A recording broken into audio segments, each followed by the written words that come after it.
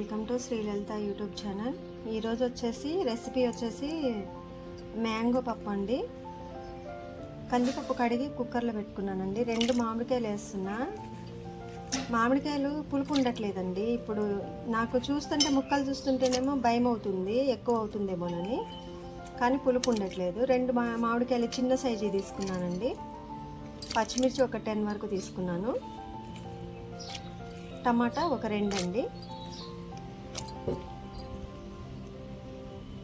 పసుపు. ఇక ఒక 4 విజిల్స్ వచ్చే వరకు కుక్కర్ స్టవ్ మీద పెట్టి ఉడికిద్దామండి. పప్పు మెదిగిందండి బాగానే, కాకపోతే కొంచెం పప్పు గుత్తితో ఇట్లా అనుకుందాం. కుక్కర్లో వేసాను కదా, అదే ఎర్రపప్పు అయితే నేను గిన్నెలోనే వాడతానండి.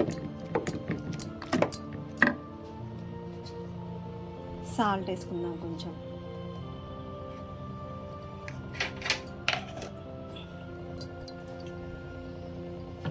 కొంచెం కారం వేసుకుందామండి.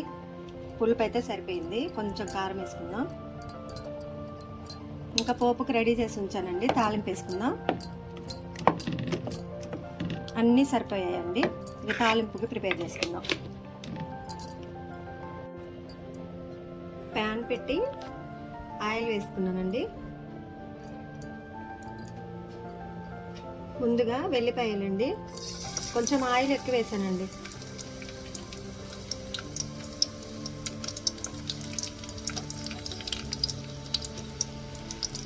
ఎప్పుడు ఒకే స్టైల్ చేస్తున్నా అనుకుంటున్నారా? లేదండి.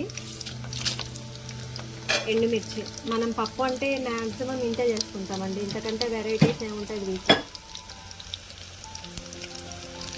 కాకపోతే నాకు కొంచెం ఇది పికిల్స్ పెట్టడానికి అంత టైం ఉండట్లేదండి. ఇక కంపల్సరీగా పికిల్స్ పెడతాను. మ్యాంగో, నాన్ వెజ్ ఇవన్నీ. జీలకర్ర ఎండు తాలింపు గింజలండి. కొంచెం అన్నీ అవైలబుల్లో ఇవ్వండి, అందువల్ల ఇక ఉన్న వాటితో చేస్తున్నాను.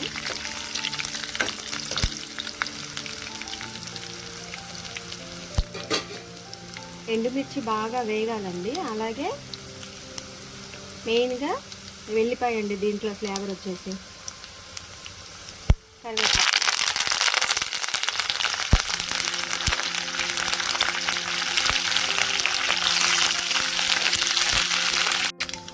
తాలింపు వేగిందండి. నేను మీకు ఆల్రెడీ ఎప్పుడు చెప్పాను కదా, నూనె బయటికి వెళ్ళకుండా ఉండాలంటే మనం ఫస్ట్ కొంచెం అంతా యాడ్ చేసుకొని మూత పెట్టుకోవాలండి.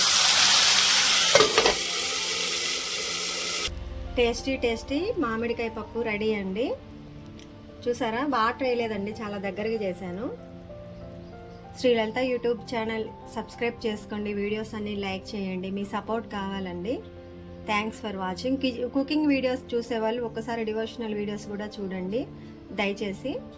Thanks for watching. Please do like, share and subscribe my YouTube channel.